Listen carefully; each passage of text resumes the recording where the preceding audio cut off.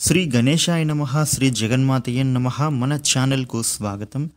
మేషరాశి వాళ్లకు రేపు సెప్టెంబర్ 8వ తేదీ ఆదివారం రోజున ఈ రాశి ఫలితాలు ఎలా ఉన్నాయి, అలాగే ఈ మేషరాశి జాతకులకు రేపటి రోజున ఏ విధమైనటువంటి పరిహారం చేసుకుంటే వీరికి కలిసి వస్తుంది అనే పూర్తి అంశాలను ఇప్పుడు మనం ఈ వీడియోలో వివరంగా తెలుసుకుందాం.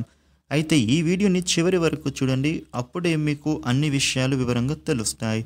ఇక వివరాల్లోకి వస్తే మేషరాశి రాశి చక్రంలో మొట్టమొదటి రాశి. ఈ మేషరాశికి అధిపతి అంగారకుడు. సప్తమ స్థానంలో సంచరిస్తున్న చంద్రుడి యొక్క ప్రభావం కారణంగా మేషరాశి జాతకులకు రేపటి రోజున జీవిత భాగస్వామి నుండి వీరికి ఒక లాభదాయకమైనటువంటి స్థితి పొందుతారు.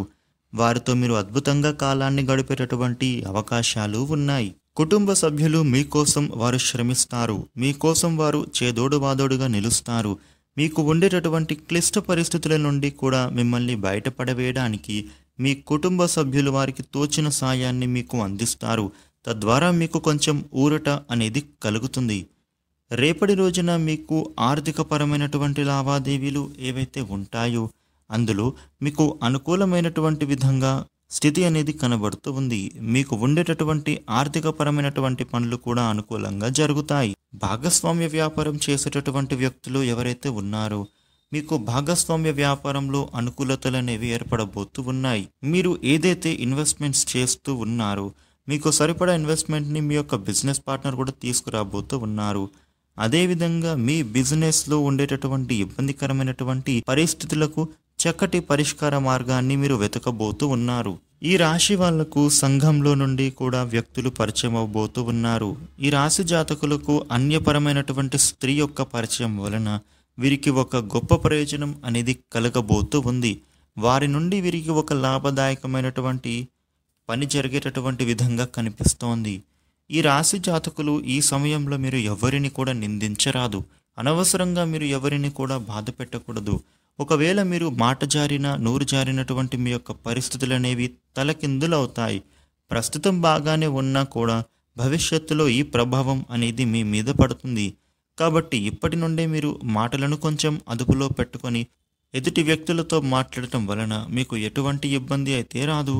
మీరు ఎవరిని అయితే నిందిస్తారో వాళ్ళు మీ మీద ప్రతీకారం తీర్చుకోవడానికే ఇప్పటి నుండి సిద్ధమవుతారు.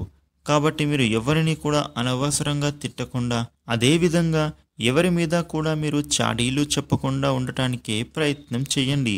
ఇలా గనక చేస్తే మీకు ఏ విధమైనటువంటి ఇబ్బందులు ఉండవు. అనవసరమైనటువంటి మాటలు మాట్లాడటం వలన మీరు భవిష్యత్తులో ఇబ్బందులను ఎదుర్కొంటారు. కాబట్టి ఈ విషయంపై మీరు ఇప్పటి నుంచి కూడా జాగ్రత్తగా ఉండటానికే ప్రయత్నం చేయాలి.